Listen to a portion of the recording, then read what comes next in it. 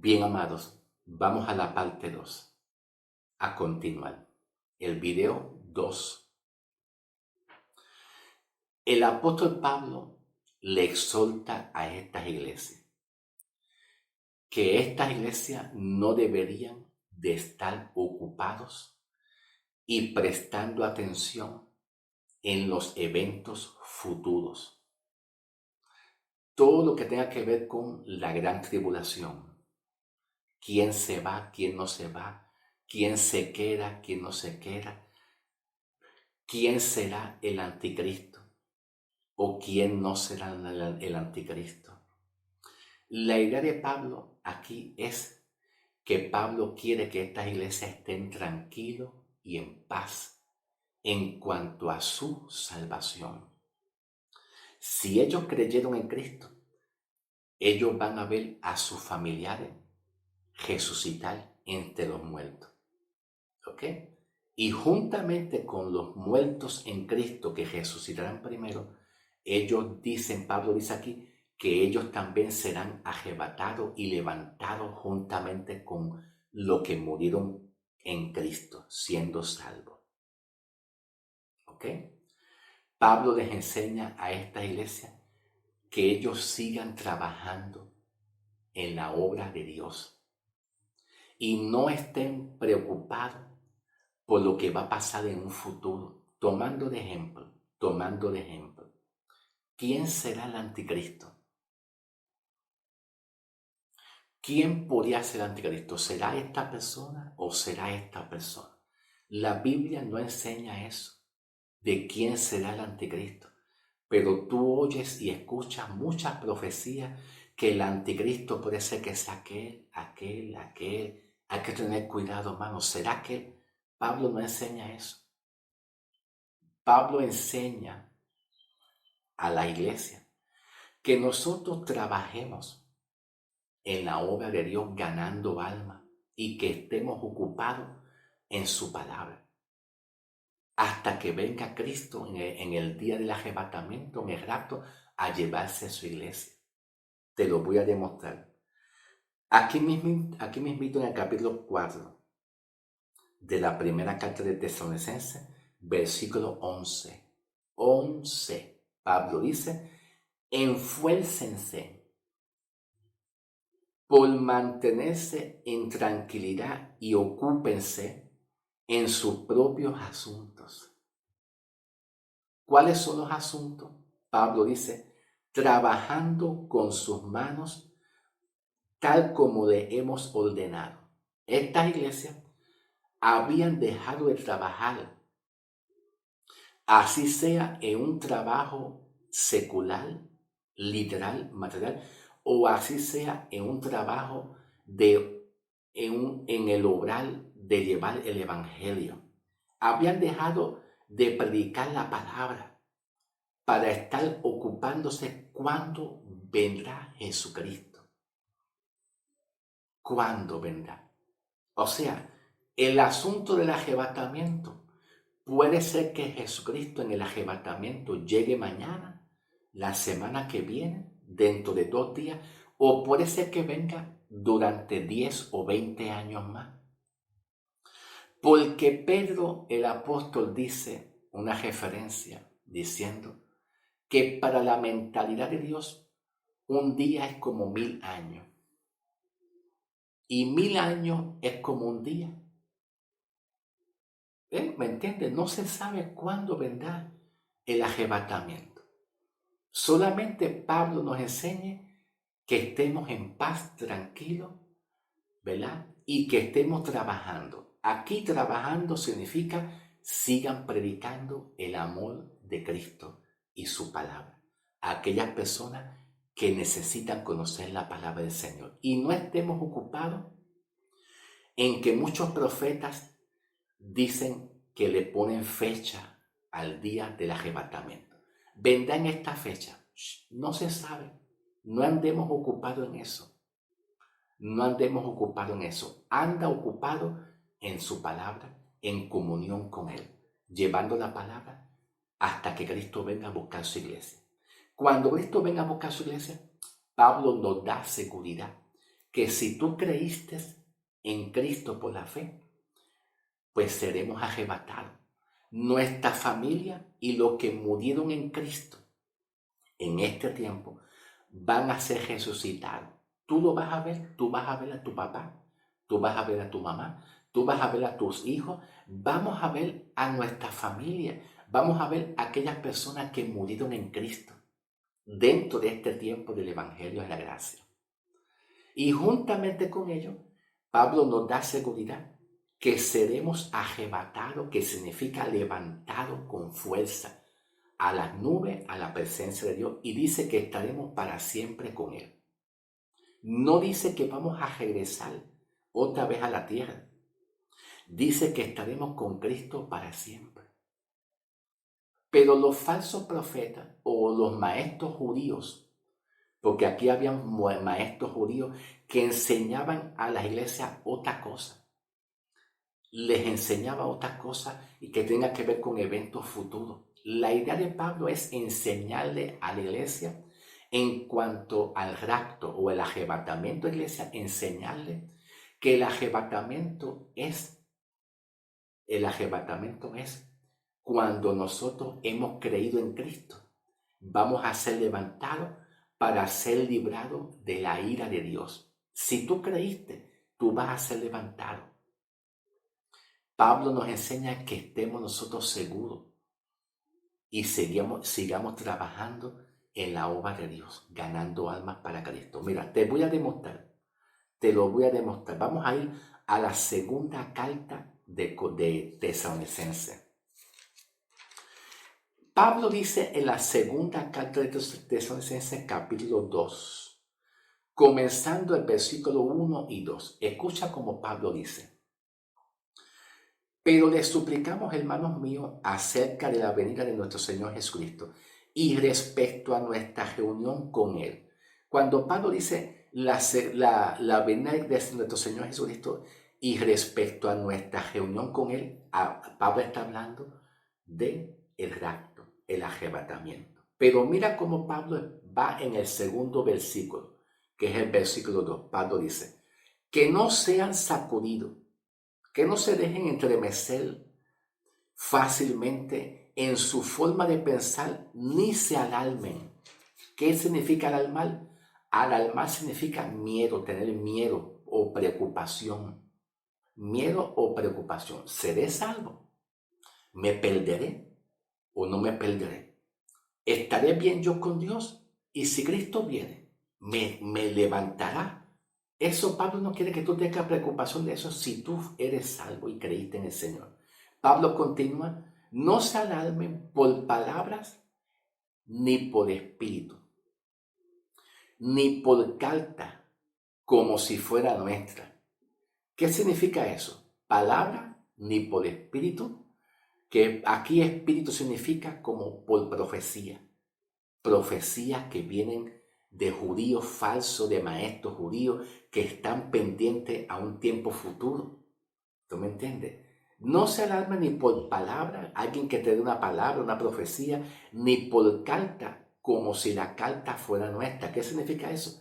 Que Pablo sabía que habían otras personas que escribieron cartas, epístolas, que son cartas y epístolas que hablan de todos los eventos futuros, que son las cartas de Juan.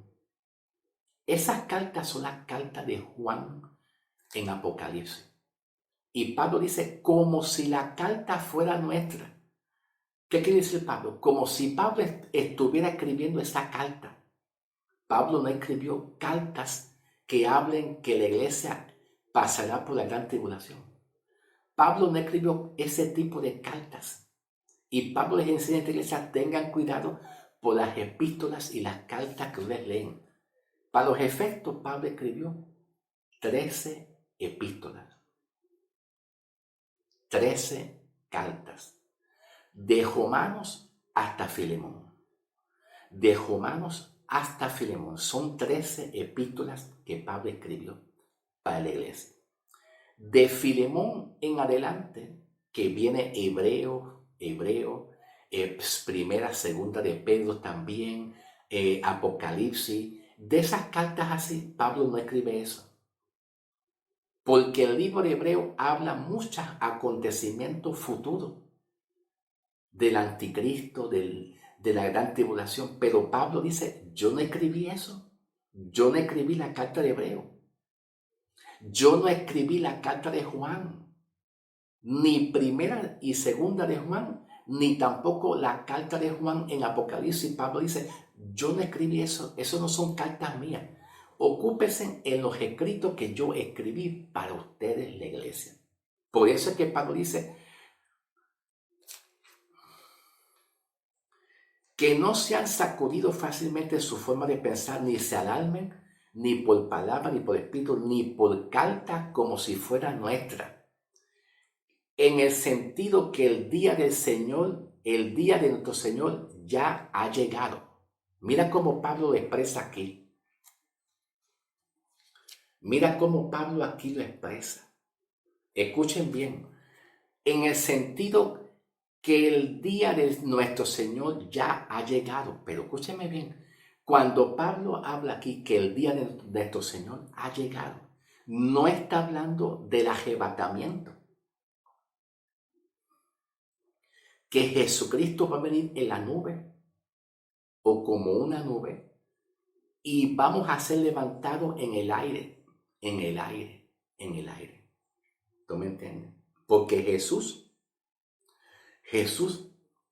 cuando va a buscar la iglesia en este tiempo, en el evangelio que fuimos salvos, Jesús no pisará sus pies en la tierra, como en una segunda venida, que Pablo está hablando aquí, en una segunda venida, que Jesús vendrá también parecido a esta venida, bien parecido, solamente bien parecido, vendrá y pisará sus pies, afirmará sus pies en el monte de los olivos.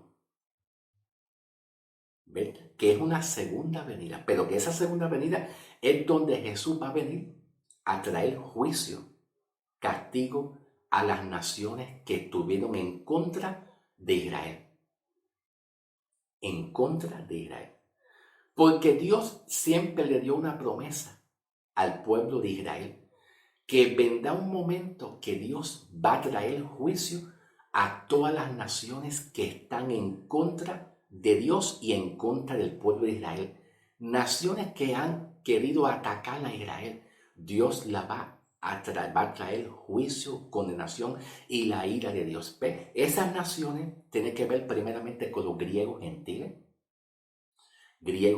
que son paganos, tiene que ver con los medo-persia, con Babilonia, con Roma, Babilonia, Persia, Roma, Asiria, muchas naciones. Él va a hacer juicio. Si lo vamos a analizar un poquito en eventos proféticos, perdóname, déjame ver por dónde voy, que no vaya a ser que se me pase el tiempo. Ok, si vamos a analizar un poquitito, un pequeño análisis rapidito, en el libro de Apocalipsis, capítulo 6, vamos a buscarlo aquí mejor. El libro de Apocalipsis, capítulo 6, sobre el quinto sello que se abre, Juan en Apocalipsis nos habla y nos revela, diciendo, Apocalipsis 6, versículo 9 en adelante, dice, cuando abrió el quinto sello, vi bajo el altar las almas de los que habían sido muertos. Aquí, al decir bajo el altar, vi es la cruz, bajo la cruz, o sea, lo que han sido redimidos en la cruz de Cristo porque han creído, está hablando de judíos que han creído en Cristo. Ok, pero escuchen bien, no solamente que han creído en Cristo, sino que aquí Juan está hablando de personas que habían muerto de una generación del Antiguo Testamento, que tiene que ver con el tiempo de Abraham, el tiempo de David, Abraham, David, los patriarcas y muchos hombres de ese tiempo, del Antiguo Testamento, que a ellos se le dio una promesa. Y la promesa proféticamente es que Dios mandará a un Salvador Jesús y todo aquel que crea en aquel Salvador Jesús será salvo. Y eso lo vemos como un ejemplo en Éxodo capítulo 12 en adelante, donde ahí Dios le da una promesa a los primogénitos de Israel, diciéndole, busquen cada uno de ustedes por cada familia individual, busquen un cordero, sacrifiquen ese cordero, maten a ese cordero y la sangre de ese cordero póngalo en los dinteles o en los postes de sus puertas, en las entradas de sus puertas, y esa sangre de esos corderos póngalo en forma de una cruz, en las puertas, en la entrada de sus casas. Y les prometo que el poder de la muerte no los va a tocar a ustedes jamás. Pero eso es una profecía. Eso es algo profético. Que cuando Cristo venga, el que crea en Cristo vendrá el que crea. ¿Ves? Dios le está dando a ellos una promesa que si tú crees que Cristo vendrá a redimir al pueblo de Israel a través de Cristo, el poder de la muerte no te tocará a ti. O sea, tú no vas a ser condenado jamás. Cristo te va a librar del pecado y del poder de la muerte para siempre. No habrá forma de que tú seas condenado, porque Cristo condena el pecado y la muerte. Cristo lo condena. Esa promesa muchos creyeron en esa promesa, aunque muchos no pudieron llegar a Cristo en el tiempo de Cristo para ser salvos, para que se cumpla esa promesa, pero creyeron, porque es la fe lo que se obtiene la victoria. Es la fe. Aunque muchos no llegaron a conocer a Cristo, la fe es lo que Dios manda que tú creas. Que si Cristo puede librarte del poder de pecado, si tú te mantienes en esa fe que Cristo te libró ya del poder de pecado, ya tú eres salvo y libres del poder de pecado y de la muerte. Lo que Pablo dice aquí es que tú te ocupes de la palabra, de lo que Cristo hizo por ti hasta que venga el día del arrebatamiento. Y aquí Juan dice, cuando abrió el quinto sello, vio debajo del altar las almas de los que habían sido muertos por causa de la palabra de Dios y por el testimonio que tenían.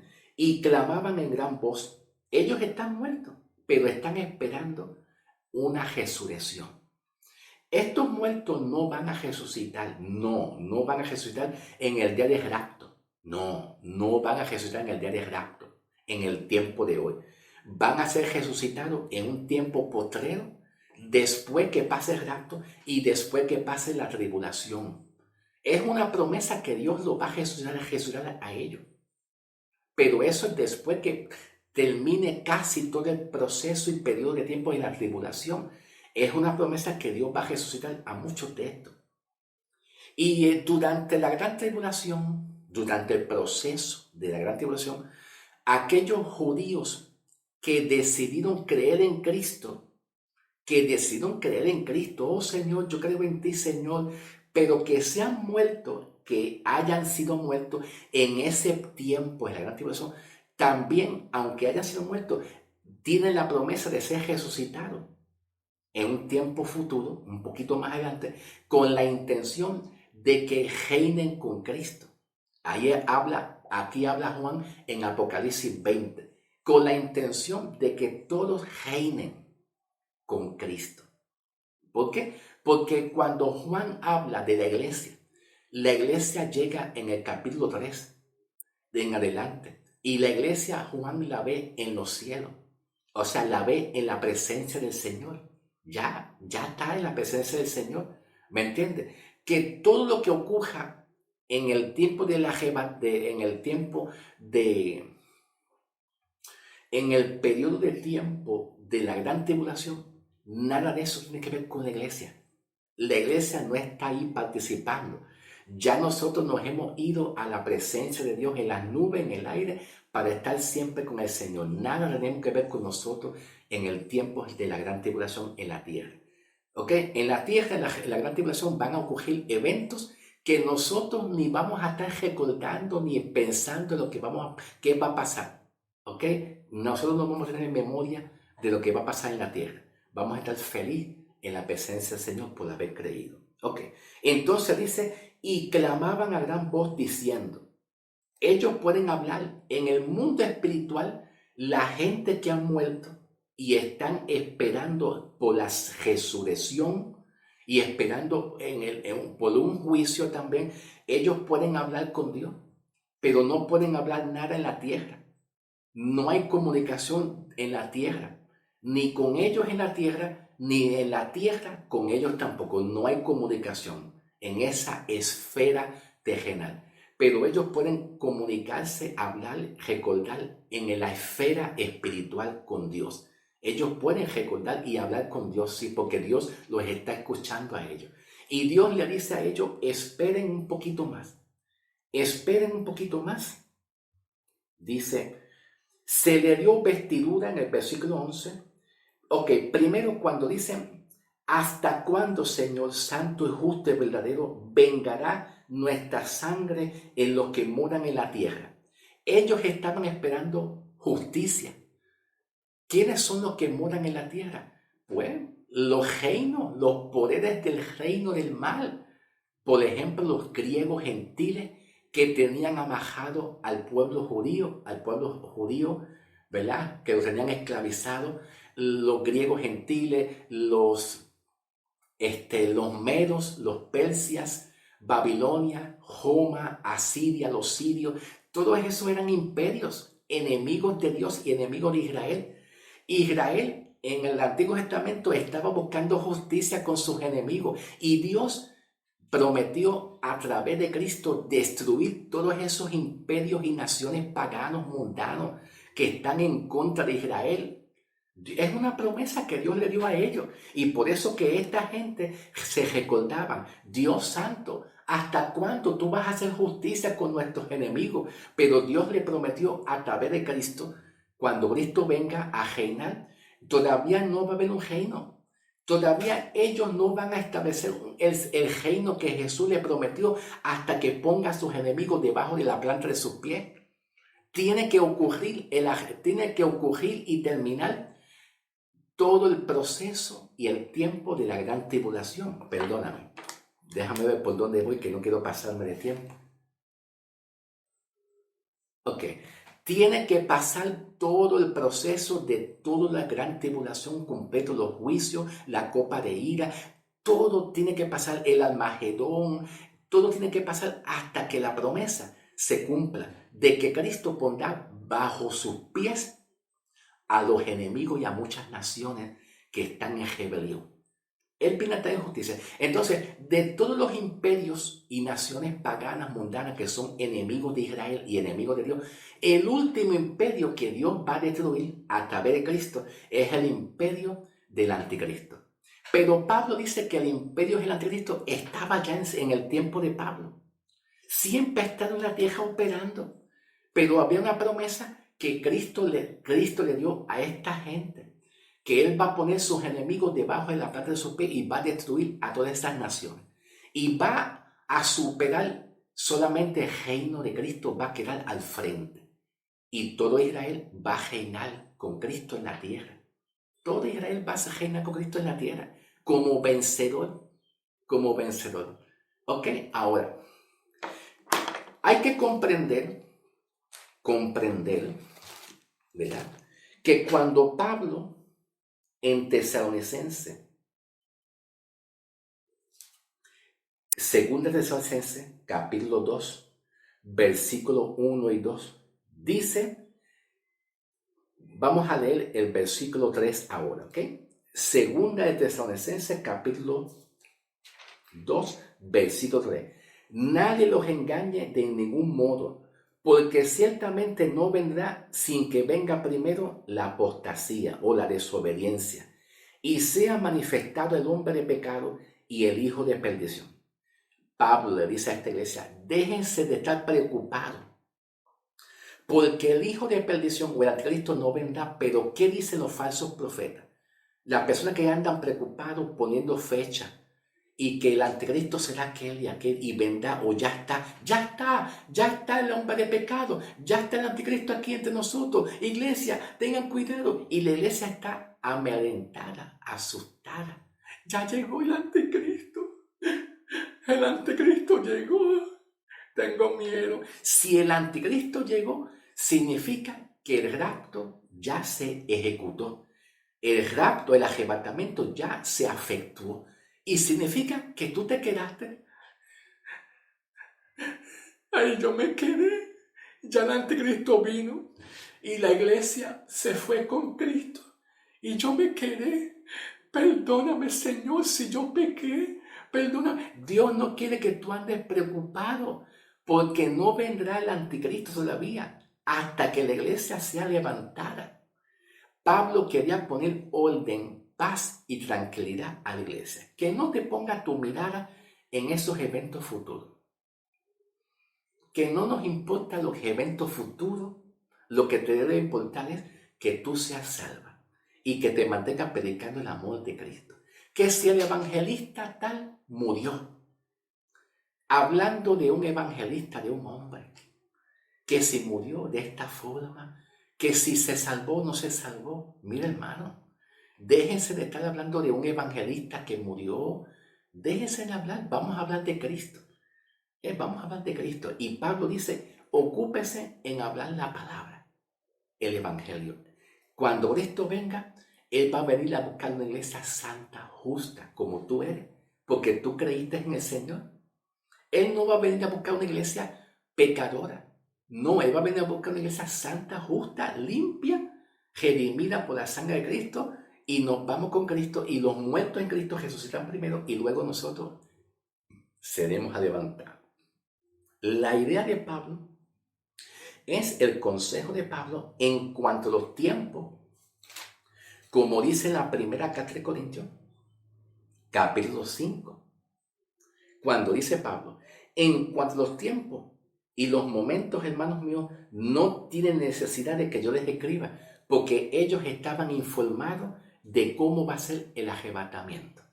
Vendrá Cristo a buscar la iglesia santa, y los muertos en Cristo resucitarán primero, y luego nosotros nos levantaremos todos juntos, porque ya tú creíste en el Señor. No hay que estar ocupado en tiempo futuro. El tiempo futuro pertenece a Dios y a Israel. ¿Ok? Ahora, vamos a continuar en el nombre del Señor. ¿Ok? Dios quiere que nosotros estemos tranquilos, en paz, de que somos salvos y pertenecemos al Señor. ¿Ok? Gloria a Dios. Vamos a pasar al próximo video, porque Pablo dice aquí en la primera Tesalonicenses, capítulo 5, diciendo que el día de nuestro Señor vendrá como ladrón en la noche. Y este día, como ladrón en la noche, no es el arrebatamiento. Es la segunda venida del Señor Jesús, que va a venir a la mitad de los 7 años, para traer juicio y condenación a las naciones. ¿Ok? Que vendrá como ladrón en la noche, que nada tiene que ver con la iglesia. Pero vamos a discutir esto en el próximo video. ¿Ok? Vamos a pasar al próximo video.